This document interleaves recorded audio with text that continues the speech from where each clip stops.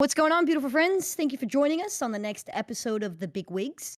Today, I am your captain, Jamie, so sit back and relax while we cover the Kraber Queen herself, the amazing Lindsay Lululovely. But don't worry, we have our old friends here. Say hi, guys. With 1.2 million followers on Twitch, Lulu is the #1 most watched female Apex Legends streamer of 2021. That's no small feat, but as all successful content creators will say, it definitely didn't start overnight. She first started streaming in late June of 2015 with games like PUBG, Destiny, Sea of Thieves, and Fortnite, which is a game that a lot of people saw success under, even like Valkyrie. But what really tipped the scale was the release of Apex Legends in February 2019.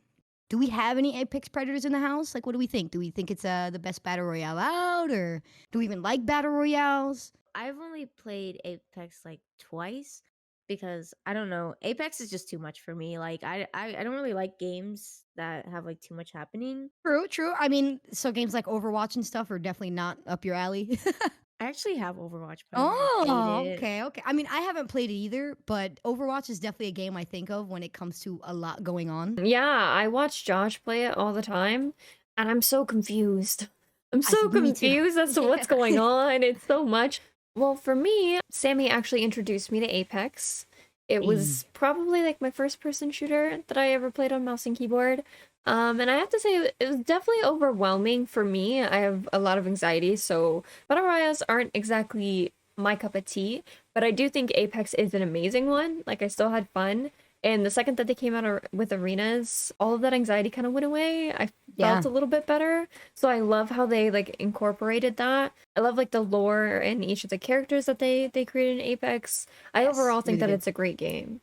Oh, all right, nice, nice. Yeah, I definitely like the addition to arenas as well because I find that it's a nice break from the battle royale atmosphere because it can get a little heavy, honestly. And I find that games like Valorant definitely drew my attention really quickly because of the fact that you don't have to reset every time you die. The next round starts, and yeah, you may have to buy a gun again, but you don't have to pick a spot, land, loot, pray, and die. Yeah.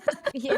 Yes. Yeah, so that's definitely one of the things that kind of made me into games a little bit more objective based, like Valorant or even like Counter Strike. I even tried that out a little bit.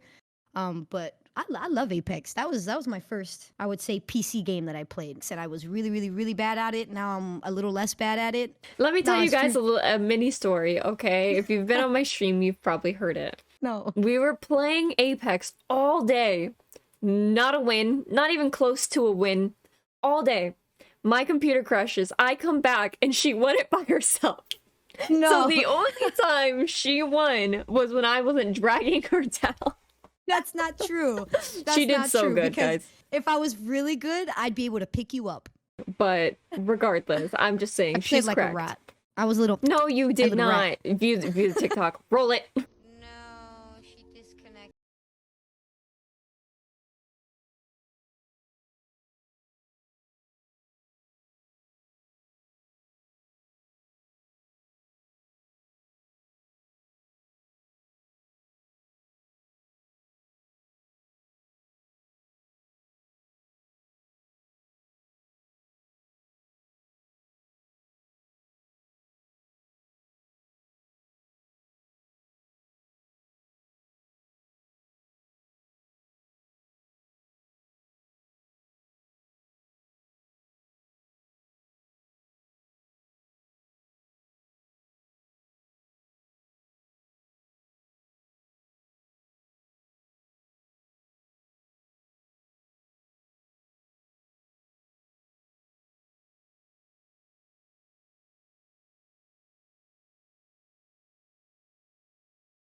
Battle Royale. Is it Apex for you, or have you played other Uh, ones? I would definitely say it's Apex, and I don't think it's because I'm biased, even though I'm biased. But I've played games when Warzone was at its peak before it got really hit with the hackers and all that nonsense. I thought it was fun, but the time to kill wasn't really all that exciting to me. Apex was definitely more of a challenge, in my opinion. Fortnite also was fun. I know we talked about that the last episode, that I kind of started out with Fortnite for Battle Royale, but I didn't really take it all that seriously. It was definitely Apex that kind of got me. Well, Lulu Lovely was definitely a force to be reckoned with pretty damn quick. She earned the title of Kraber Queen very, very early on. If you guys don't really know too much about the Kraber, it's kind of like the Operator in Valorant. It's this crazy, super strong 50 caliber sniper rifle. It's only found in care packages, so it makes it a little rare. So the fact that she was able to pretty much dominate with the gun that she gets to use 1 out of 4 times of playing is pretty crazy. Yeah. A lot of streamers call it the content Kraber instead of just the regular Kraber, and for good reason, because there's definitely content being made when you pick up that gun if you can hit your shots. And Lulu definitely can hit her shots. If you check out any Kraber clip from her, it's literally gold. It's the best. Her shots are crazy. She's nuts. She's Yeah. actually crazy with that thing. And I pick it up and I'm like, I'm gonna do this for Lulu. And no, I'm not, because I miss every shot. But people definitely took notice of her gameplay. And later that year in November, after Apex released, she was signed as an official content creator for NRG Gaming. Now, NRG Gaming houses some of the most entertaining content creators and pros alike. You got the actual Apex GOAT himself, Asu. If you think Lulu's good, and respect to Lulu, but Asu's movement is out of this world, so they call him the actual Apex god. But they also even have the iconic duo Daquan and Hamlins. Do you guys know Daquan and Hamlins at all? No, but wasn't Asu the one that stopped playing Apex or no? He stopped playing, but then he came back. He went to Valorant for a while and dominated that game too. Like, it was almost boring for him how good he got at it, and then he went back to Apex. And then he went back. Okay, that's what I was gonna say. Now I gotta ask you guys, if you could sign to any organization, who would it be? I would probably choose Sentinels because Shazam is one of my favorite streamers right now. Yes, I love So, Shazam. yeah, he's so funny. And then they're like the bond between the Valorant team. I just think they're like all amazing and really funny. Yeah, absolutely. I actually really, really like Shazam. I think he's my favorite on the Sentinels team. Like, they're all amazing, but he's just funny. I love his just Yeah, random same. screaming, his energy. It's just so great. Gordy, what about you? Mine would probably be 100 Thieves. To be fair, I don't know that much about many orgs. But obviously I adore Valkyrie and Good choice. Courage. Courage JD. Yes, they're some of my favorites, so Yeah, that's a really good choice because honestly, if I could work with anyone, I personally would pick TSM, but if I could work with a content creator, Courage JD would definitely be one of them. That guy's too funny. So, but yeah, I definitely pick TSM. I feel like in every game that they play, they typically dominate in. Like in Valorant, they have really, really good players. I know they've been having a little bit of a hard year previously in comp, but they're still like absolutely insane. In Apex, they dominate pretty crazy. League of Legends, name to be reckoned with. Since then, Lulu has etched her name in stone as one of the best. Reaching Apex Predator is legit just another day in the office for her. And that's like the top 1% in terms of rank in the game. And that's just like clockwork. But there are always those people, you know, the ones that have to come and ruin it for everybody by being the actual worst person they can offer. yep. And unfortunately, those people came barking up her tree by questioning her skill. They were claiming she was carried and that her success comes from looks and looks alone. Of course. Yeah, and disgusting as it is. Like even like an example, she was playing ranked with two of the best players Apex Comp has to offer in EU and NA, Taishin and Hao. And she was carrying her own. She was doing great. They were all vibing, having a good time in chat. But then you had those amazing people that come and started talking smack and saying that she was playing with the two best players, and that's the only reason that she was Predator and that she was getting carried, and it was actually just disgusting. And a lot of women often get accused of getting boosted in games, and as a result, they get bullied and harassed. So how does that affect how you guys play, alone and with friends? You know what I think is so funny? Hmm. They don't dare go into those male streamers' chats and say, you're boosted because you're playing with Lulu. Yeah. No. Also, the whole like, oh, you're only successful because of your looks. There are men on TikTok who post thirst traps every single day. And you know what their worst comment is? Oh, this is cringe. That is Yeah. their worst critique. But Yeah, a female and in posts, comparison. yeah, a female posts a thirst trap, or just post herself. Not even, because I don't know how Lulu dresses, but I don't think it's, you know, I think she's pretty conservative Yeah, from the she's clips and pretty stuff that I've chill. seen. Yeah, Yeah.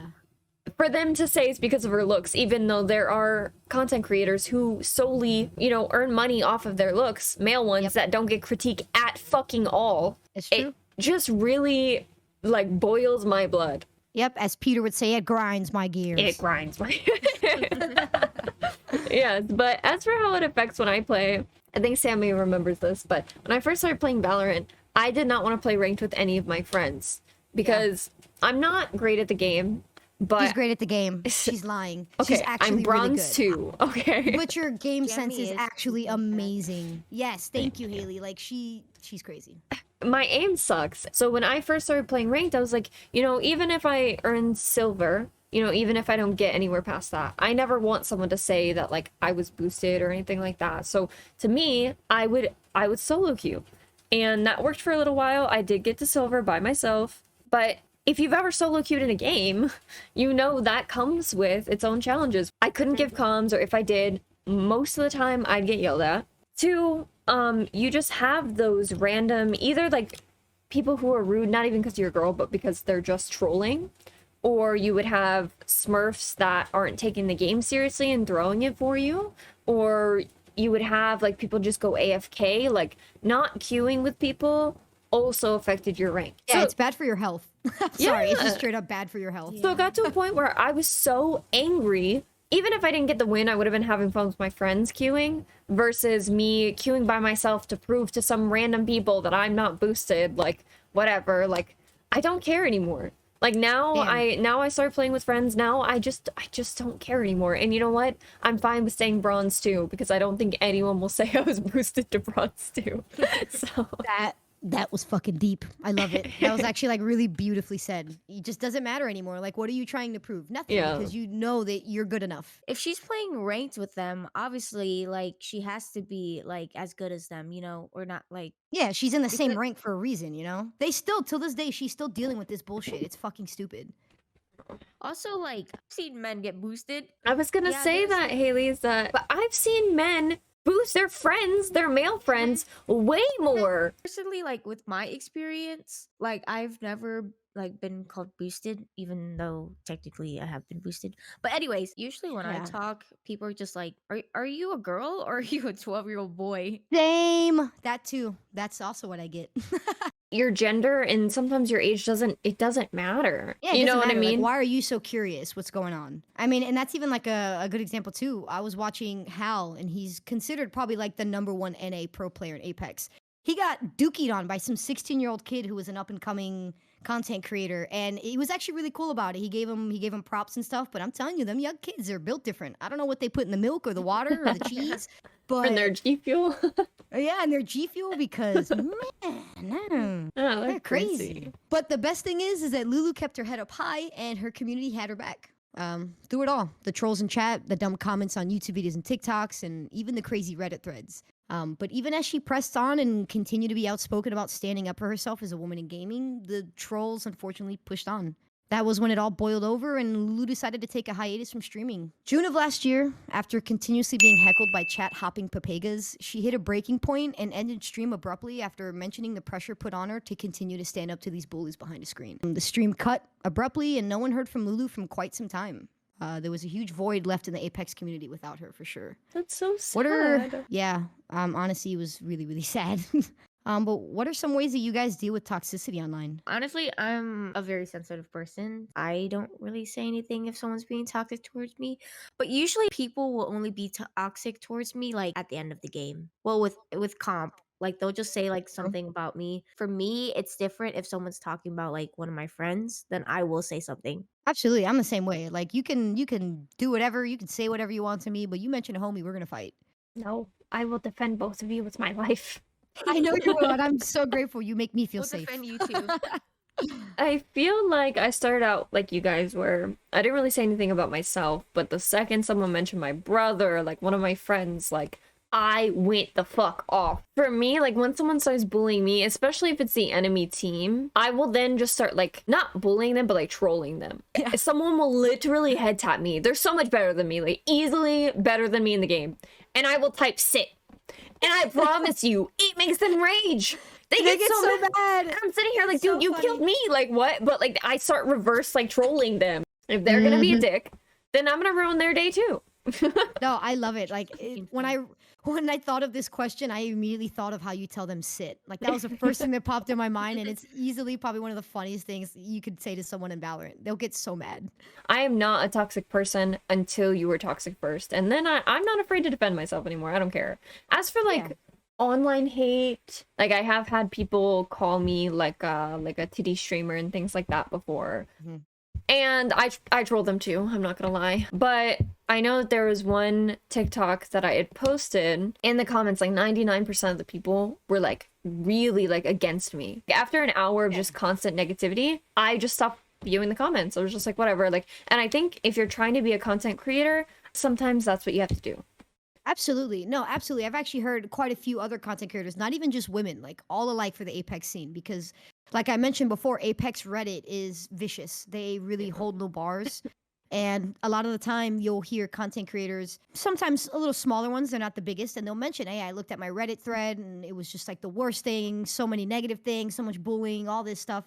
And some of the more experienced content creators do come in and they'll tell them like, "Hey, just don't bother reading that. It's just Yeah. not good for your mental health. It's not going to do anything for you. You know, you have your community that has your back. Just hang out with them. Don't worry about what the haters are thinking." And that's the only way to do it, I feel like. Because you could get a million nice comments, and that one bad comment just ruins your day. So Oh, imagine for going sure. to a hub of people hating you. Like, that could just be Yeah. so heartbreaking. Overwhelming. Yeah, that Yeah. sounds really overwhelming. I'm not gonna lie. I feel like it would overwhelm me personally. For me, a lot of the time, the ways I'll deal with toxicity is I'll just mute. I'm not gonna lie. I'm just one of those people that I think I'm at that point in my life and my age that I just don't have the time to want to care Yeah. about your negativity. I'll sacrifice comms for sanity. I don't care. I hate when some people are like, "Oh, just mute them." Because like some even if you mute them, they can still like troll you and stuff like Oh, that. for If you have like sure. a toxic person on your team. I don't think the just mute thing works unless you haven't talked since the beginning. But also, like I said, now that I've grown into the gamer that I am, who is a little toxic if you're toxic to me first, I kind of revel in it. I'm like, bring it on, You know, honestly, bitch. it's so deserved with the amount of shit that you would get. It's deserved. Because honestly, at that point, just give them a taste of their own medicine. They're being annoying. Yeah, because I'm not gonna give you the satisfaction of making me upset. I'm Yeah. just gonna laugh at you. Like, that's all that Literally, we're gonna yeah. do. Oh yeah, for sure, for sure. To no surprise, other popular content creators and community members rallied once again to show their never-ending support via Twitter. There were countless people expressing their disgust and frustrations over how such a genuine person was being treated so poorly. And it really wasn't until about a month later that Lulu Lovely made her return to streaming in general. And she hasn't looked back. She's been on fire. She hosted a $100,000 Apex tournament with her name on it, Lulu's Apex Throwdown, which is a huge deal in my opinion. And she even celebrated 4 years on Twitch as partner. And I can only assume what more big things are to come from Lulu Lovely this year as she moves forward with NRG. And as a longtime fan, I'm definitely beyond excited. What are some goals for you guys this year? My original goal was to start streaming more. I've kind of been a little bad at it, but It's okay. That's okay. It's on your time. I think my biggest goal right now is to get my like mental health better. If I get that better, then most likely I'm gonna start streaming better. Yeah, you'll feel Yeah. more motivated to do things, and you'll feel Yeah. more like you enjoy life. Like, that's how I feel, is that, you know, if anyone knows me, you know, the past 6 months have been so hard for me. And it's been a struggle, and I wasn't doing the things that I needed to do. At one point was stressing over money because of the fact that my mental was so bad that I just was putting in bare minimum effort. You know, I had to give myself time, and I do feel better now, which is great. And now I feel motivated. I'm so excited that we started this podcast.